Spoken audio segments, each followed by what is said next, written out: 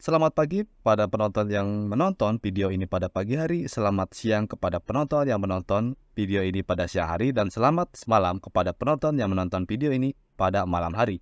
Perkenalkan, kami dari kelompok 7 akan mempresentasikan mengenai analisis pesaing, yang mana analisis pesaing ialah topik dari kewirausahaan A2.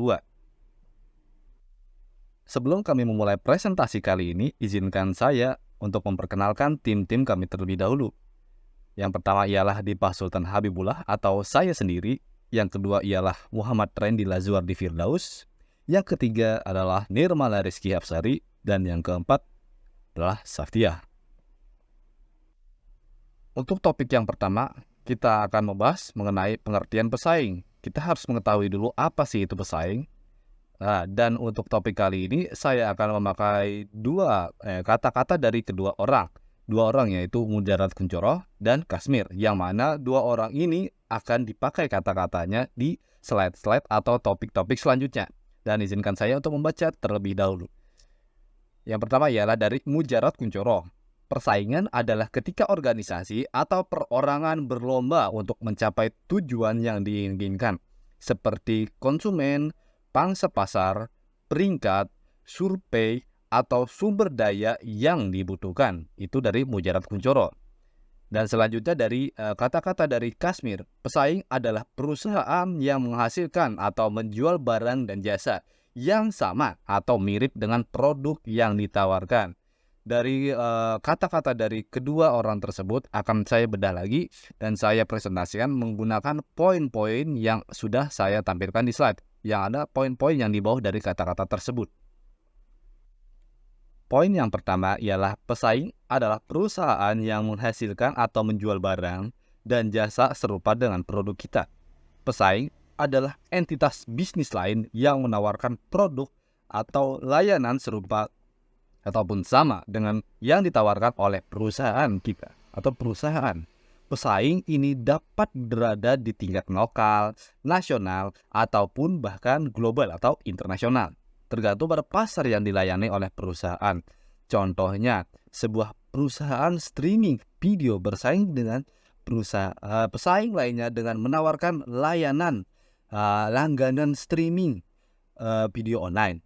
Mereka bersaing dalam menyediakan konten eksklusif dan pengalaman pengguna yang terbaik untuk menarik pelanggan, seperti contohnya YouTube dengan YouTube Premium ataupun Twitch dengan layanan lainnya. Poin yang kedua ialah persaingan yang sehat meningkatkan kualitas manusia. Persaingan yang sehat mendorong manusia untuk meningkatkan kualitas mereka dalam upaya untuk bersaing dan memenangkan persaingan. Orang-orang cenderung berlatih, belajar, dan bekerja keras untuk meningkatkan keterampilan dan pengetahuan mereka. Seperti contohnya pada perusahaan olahraga atau gym, mereka akan berusaha untuk meningkatkan kualitas gym mereka, meningkatkan kualitas hidup yang mana menggunakan jasa dari perusahaan alat-alat gym tersebut. Poin yang ketiga adalah analisis pesaing melibatkan identifikasi kegiatan pesaing yang mirip dengan produk kita.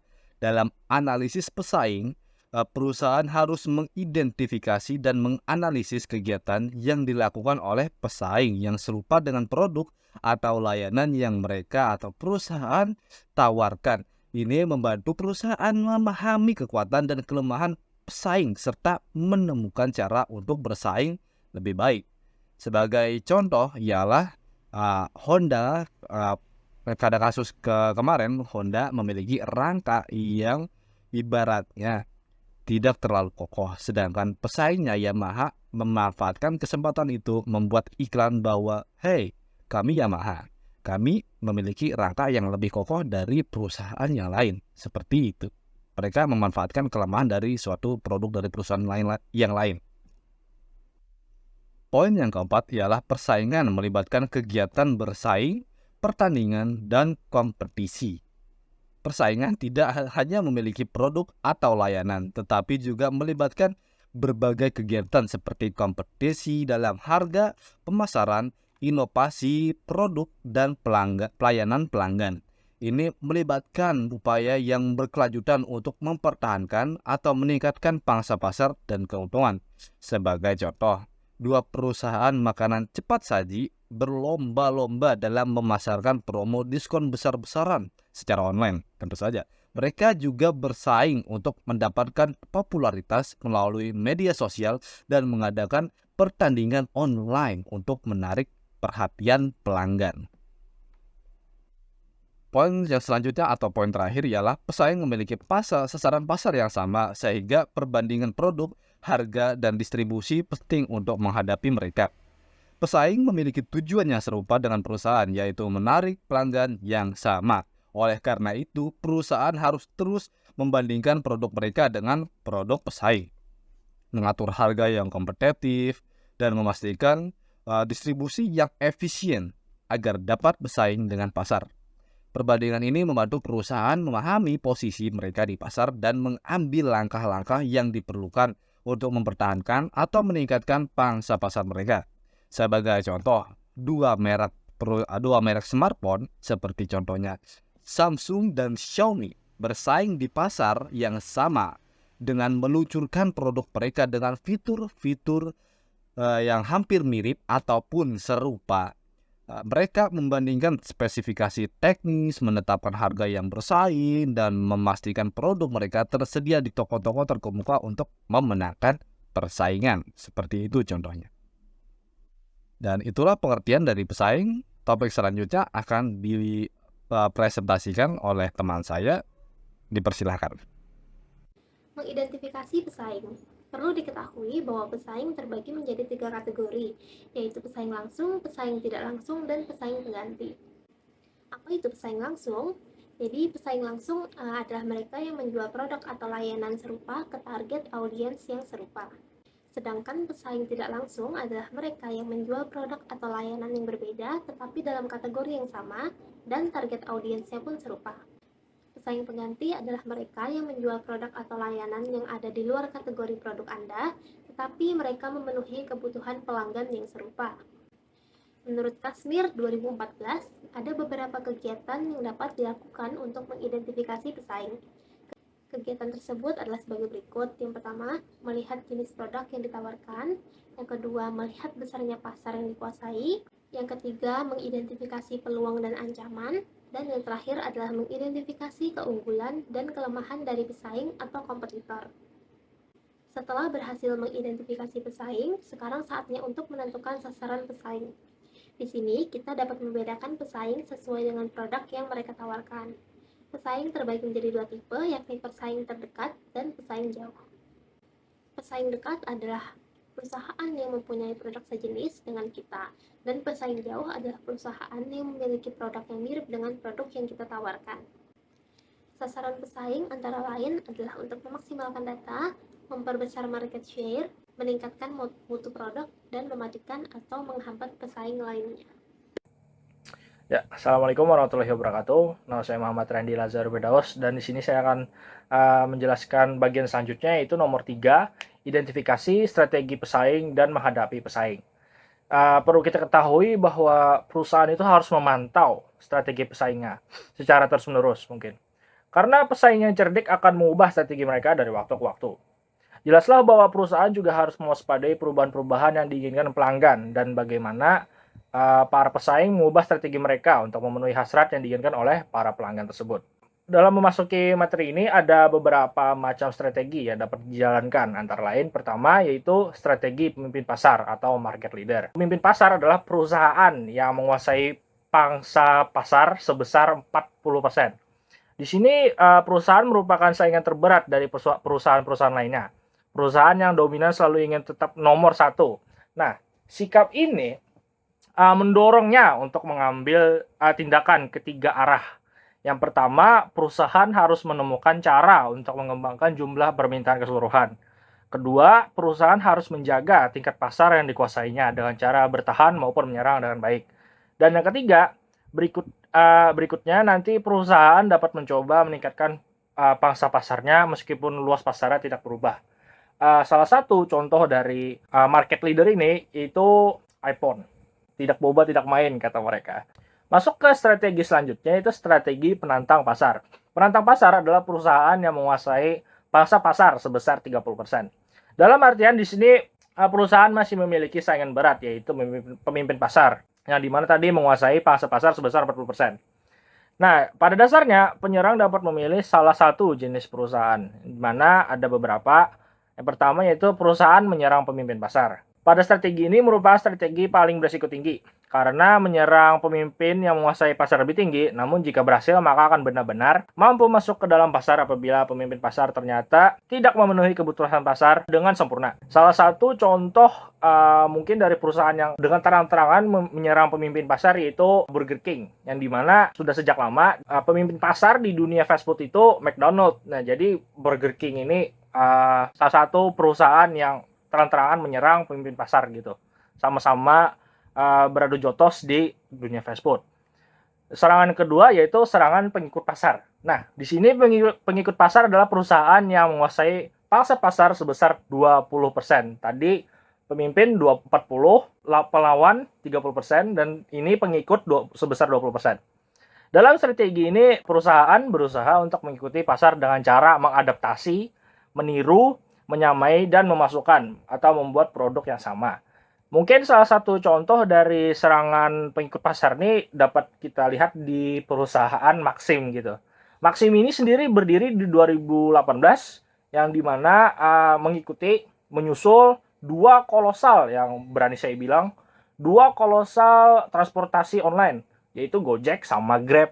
Nah, di situ Maxim ini merupakan perusahaan yang menerapkan serangan pengikut pasar gitu. Mereka memberikan alternatif ketiga gitu di antara dua kolosal ini. Masuk ke strategi selanjutnya yaitu strategi penggarap relung pasar. Nah, penggarapan relung pasar adalah perusahaan yang menguasai pangsa pasar sebesar 10%. Jadi komplit nih.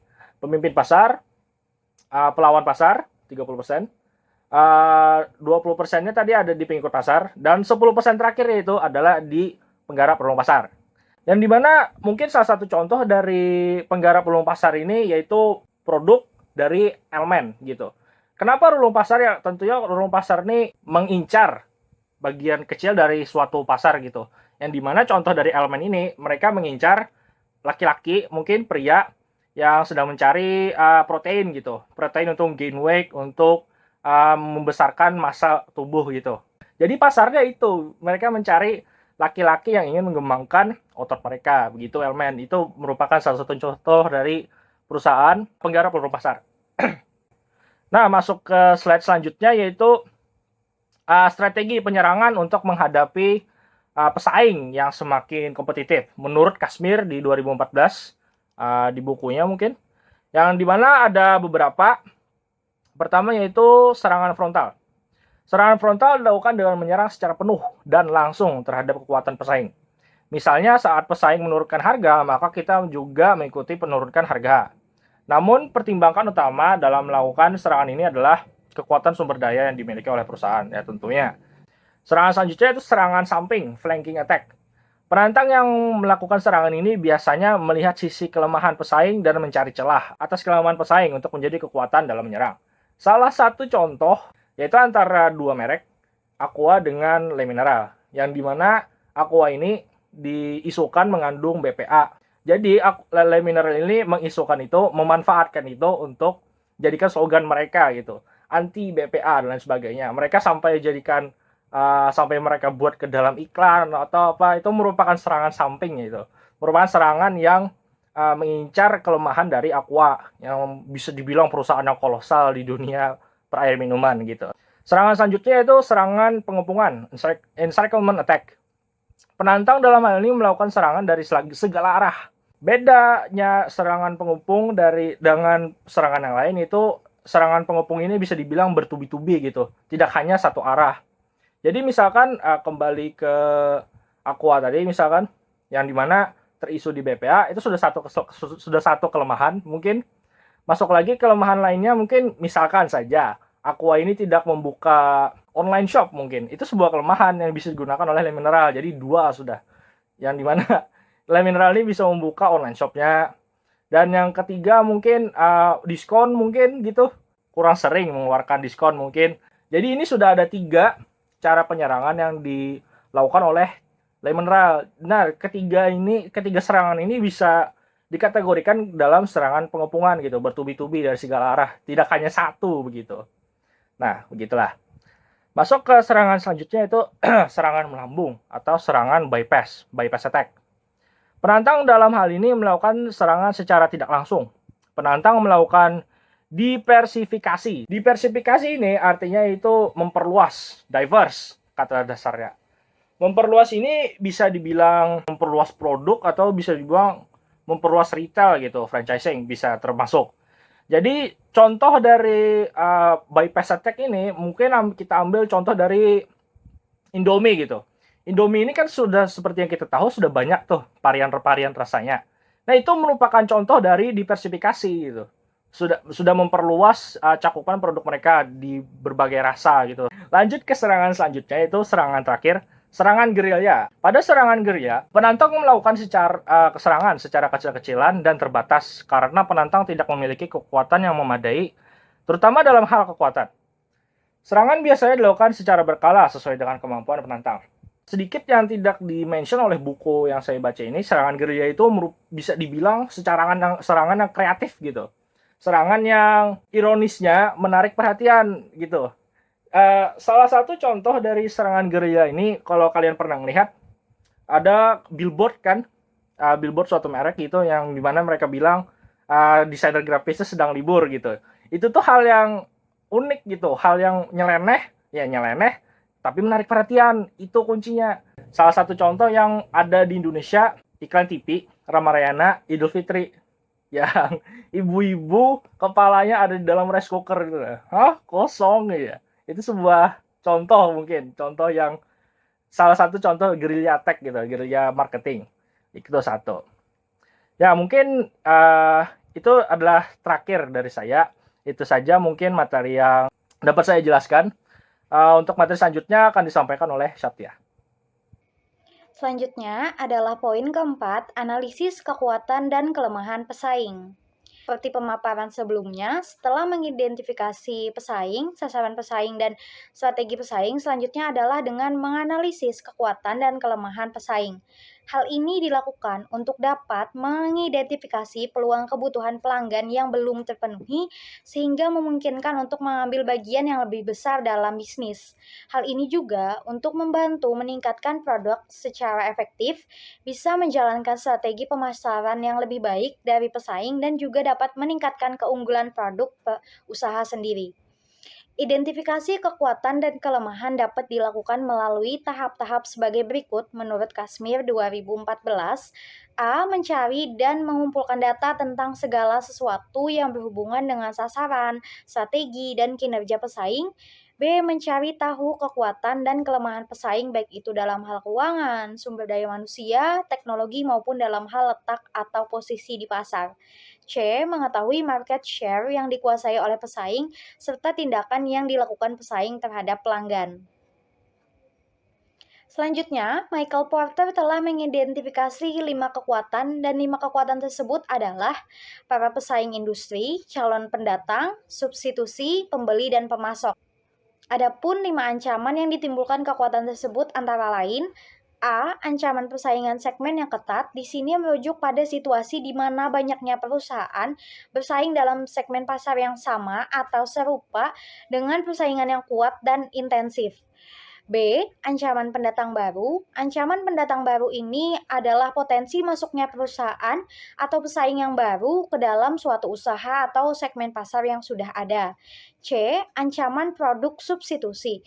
Merujuk pada situasi di mana produk atau layanan dari suatu industri atau segmen pasar dapat digantikan dengan produk lain yang lebih alternatif. D. Ancaman peningkatan kekuatan posisi tawar pembeli. Di sini di mana situasi pembeli dalam suatu pasar atau industri memiliki lebih banyak kekuatan dan pengaruh dalam menentukan harga, kualitas, dan persyaratan produk atau layanan. E. Ancaman peningkatan kekuatan posisi pemasok. Ini adalah situasi di mana pemasok-pemasok dalam suatu industri atau dalam segmen pasar memiliki banyak kekuatan atau pengaruh dalam menentukan harga, persyaratan, kualitas bahan baku, atau produk yang disediakan kepada perusahaan. Selanjutnya, poin kelima, identifikasi reaksi pesaing. Reaksi pesaing merupakan cara dan strategi yang digunakan pesaing dalam merebut segmen pasar yang ada dan bagaimana perusahaan harus mampu melakukan terobosan dan strategi yang jitu agar mampu lebih unggul dari pesaing yang ada. Adapun bentuk-bentuk reaksi umum dari para pesaing yaitu A. Pesaing yang santai. Pesaing yang santai adalah pesaing yang tidak bereaksi dengan cepat terhadap tindakan atau serangan dari pesaing. Pesaing ini biasanya menganggap santai atas keberadaan perusahaan-perusahaan lainnya. B. Pesaing selektif, yaitu pesaing yang hanya bereaksi terhadap serangan tertentu yang dianggap membahayakan usahanya. C. Pesaing penyerang, yaitu pesaing yang bereaksi dengan gesit dan kuat terhadap setiap serangan dari pesaing-pesaingnya. D. Pesaing stokastik atau tak terduga, yaitu pesaing yang tidak menunjukkan pola reaksi yang dapat ditebak. Pesaing ini sangat sulit dibaca karakternya dalam menghadapi serangan-serangan oleh pesaing-pesaingnya. Sekian pemaparan materi dari kelompok kami. Terima kasih.